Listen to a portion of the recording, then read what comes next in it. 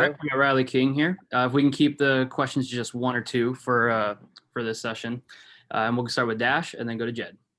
Hey, Riley, I want to ask you about Parks Harber real quick. That home run he hit last week, going up off the top of the scoreboard. You've been here a long time now. Was that one of the longest oppos you've seen from a Yeah, I've never right-handed seen hitter? that. I haven't seen that in BP and or anything. That was a shot. It looked like a lefty freaking tanking a ball over the scoreboard. But no, that man Parks.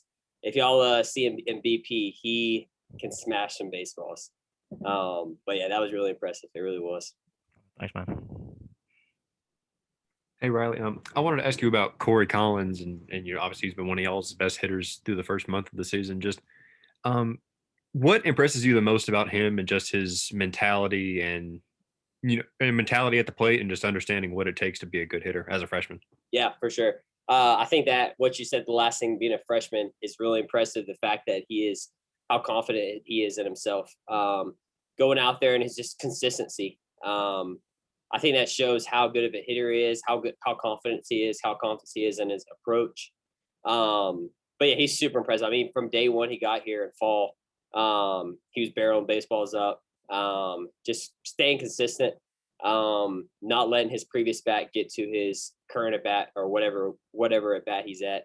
I think it's cool how he just goes up there and he refreshes his mind every single pitch. So that's really impressive, especially from a freshman standpoint. So for sure. Can he put on a show in BP too?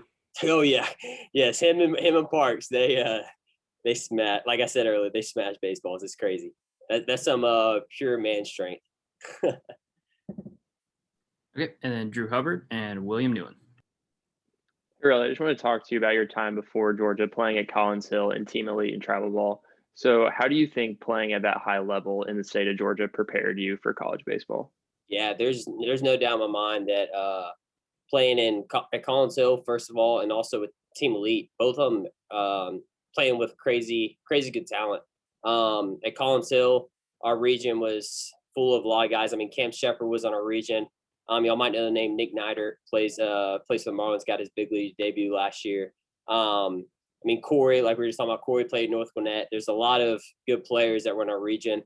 My coach in high school, Coach Pierce, Coach Warzon, they both prepared me for like the college atmosphere. And then Team Elite with Brad Boris and all the coaches over there, they know what they're doing. They know how to get your name out there, and then they know the competition that you need to play.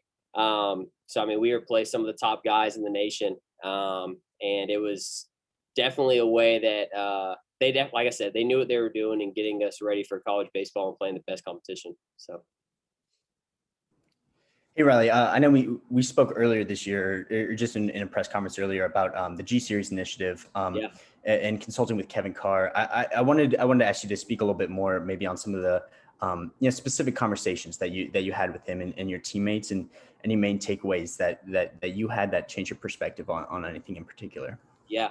So me and Josh, we've kind of been we've had some cool conversations, whether it was through G Series or not.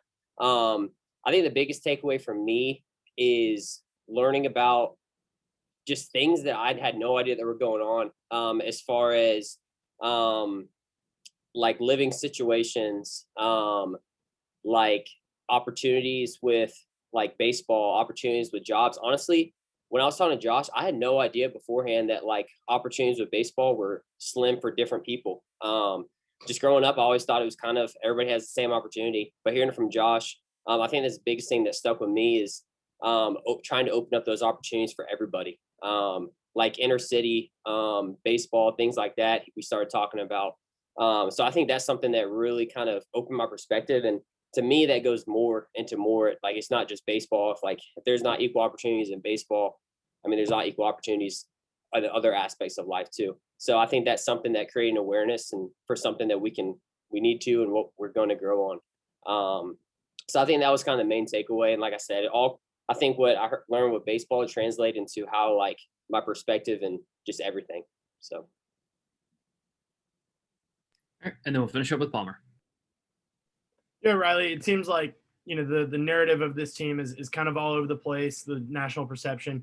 How much do you all as a team realize that and understand that, the SEC play really gives y'all an opportunity to prove yourselves. Yeah, no doubt. I mean, I think the biggest thing is just staying within ourselves, not trying to do too much, not trying to really go prove anybody, because we are who we are.